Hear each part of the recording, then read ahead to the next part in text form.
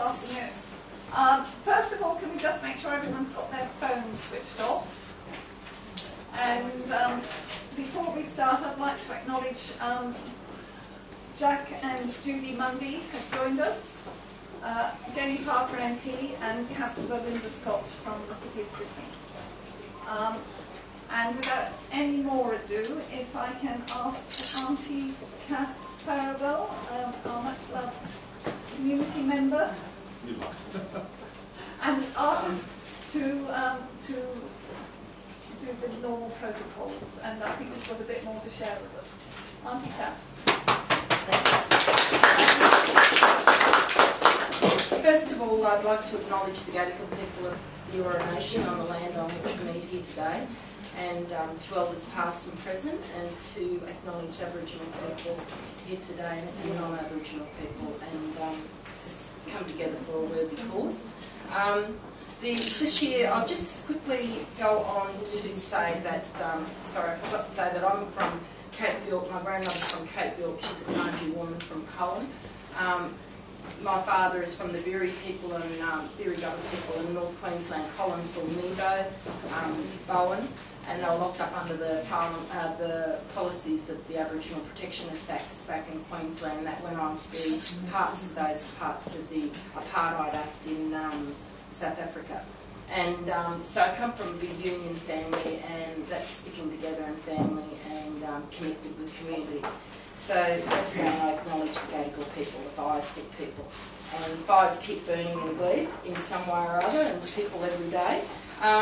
The other thing was that it was the year, not 50 years for the Yirrkala bark petitions for NAIDOC this week, so I'm going to leave this with Julie for here. Thank you. The Glebe NAIDOC committee, we actually wrote to the Yirrkala people to seek their permission to get the imagery off the bark petitions, because bark petitions pertain to everybody and consultation. And so they sent back the permission for that to happen, and we had a great time within our NAIDOC, within this community, and they had sorry business, and so that was a big thing to do for them in their time of sorry. So I'll just read from the bark petition. I can't say the names, but this was written, there was an English version, and as it comes first, language comes first in country. I just wrote it this way, it's just what's written, but it says on the English part of the bark petition from the Yirrkala people: to the Honourable Speaker and members of the House of Representatives and Parliament assembled, the humble petition of the undersigned Aboriginal people of Yirrkala being members of the Donnelly, and it goes on to talk about the names, and I can't say their names properly, and out of respect I'd rather not say it. If I say it properly, it's better. They respectfully showeth, 1, that nearly 500 people of the above tribes and residents of the excised land from Aboriginal Reserve and Arnhem Land. 2, that the procedures of the excision of this land and the fate of the people on it were never explained to them beforehand and were kept secret from them. 3, that when welfare officers and government officials came to inform them of decisions taken without them and against them, they did not undertake to convey to the government in Canberra the views and feelings of the Yirrkala Aboriginal people. 4, the land in question has been hunting and food gathering land for the Yirrkala tribes from the time immemorial. We were all born here. 5, that places sacred to the Yirrkala people as well as vital to their livelihood are an excised land, especially Melville Bay. 6, that the people of this area fear that their needs and interests will be completely ignored as they have been ignored in the past, and they fear that the fate which has overtaken the Larrakia tribe will overtake them. 7, that they humbly pray that the Honourable House of Representatives will appoint a committee accompanied by competent interpreters to hear views of the people of Yirrkala before permitting the excision of this land. 8, they humbly pray that no arrangements will be entered into with any company which will destroy the livelihood and independence of Yirrkala people. And your petitioners, as in duty bound, will ever pray God to help you and us. I certify the petition in conformity with the standing orders of the House. And This was in August 1963. So it comes down to consultation and people, the government connecting with their communities for vital services to land. We need the good land. We need to grow medicines. We need to grow green vegetables so that we can eat healthy every day.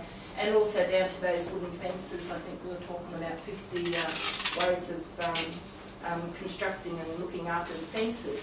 And it's a sad thing to say, but I really believe that the Housing Commission are slumlords because they couldn't compete within a private market for the way the conditions of the homes. And we have the UBIT hospitals over here and the fantastic surgeons, world renowned in repairing the health of our community people, and yet they come home to substandard existence within their structures that they have to sweep and take care of themselves. And I speak of one elder within the community. She has kidney dialysis 3 times a week, and the floors and everything are down. So that's it's reflective of the needs that there needs to be a full overhaul and care of people. So when the petitions went through, they weren't at 63. We recounted in this the referendum was 67. So when I read this, it goes to everyone. We need to be cared for as a community. So acknowledge the Gadigal people, and with the meeting today, and look at the grapevine. So that's all. Sorry, I better sit down. I'm the last of 11, so I talk a lot.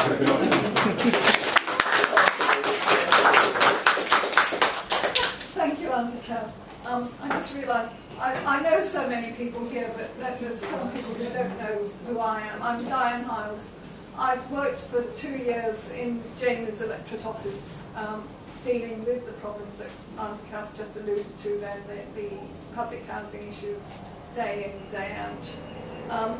Glebe is a very special suburb. It's got such diversity. But because of the proximity to the city, it's under real threat from so many angles. And so many people are doing so much to conserve the character of this suburb. And this afternoon is a celebration of one of the initiatives, one of the community initiatives that Auntie Kath referred to, that's doing